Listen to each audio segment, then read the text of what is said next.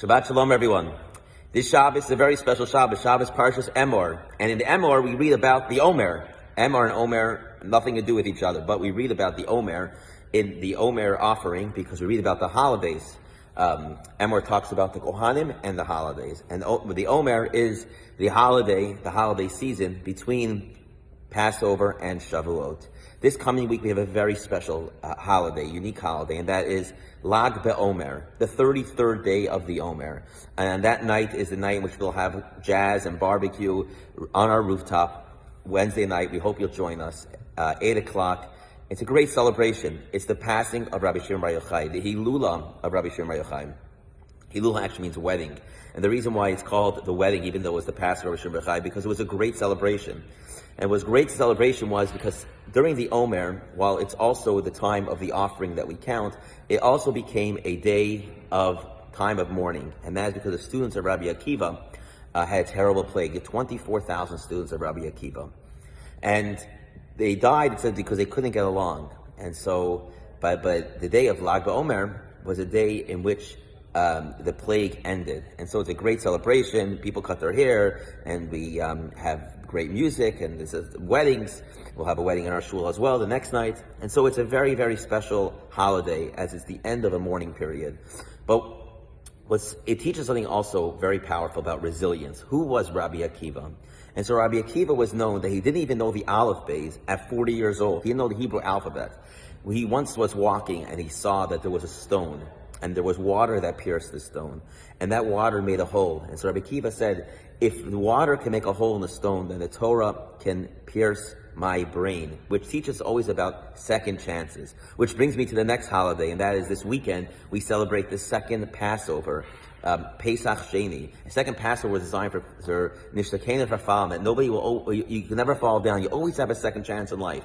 To those that were impure during the first Passover, God gave the opportunity for the second Passover. And so Rabbi Akiva takes this opportunity, becomes one of the greatest scholars, maybe the greatest scholar in Jewish history.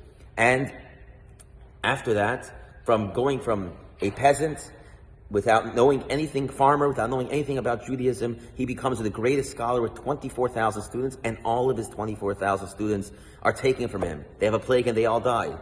What do most people do? What do you do after such a tragedy? And so, some people have to go to therapy. Some people will just give up. What does Rabbi Akiva do? He restarts with 5 students.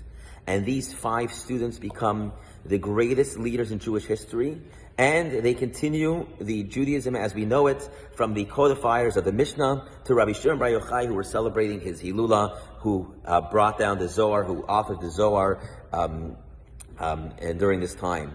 And so not only does it teach us about the end of a plague, but it teaches us about resilience. It teaches us about Rabbi Akiva. After such a tragedy, after such a difficulty, and we go through tragedies in our life, we go through challenges in our life, and sometimes we don't know how to manage them or to difficult with them. We learn from Rabbi Akiva.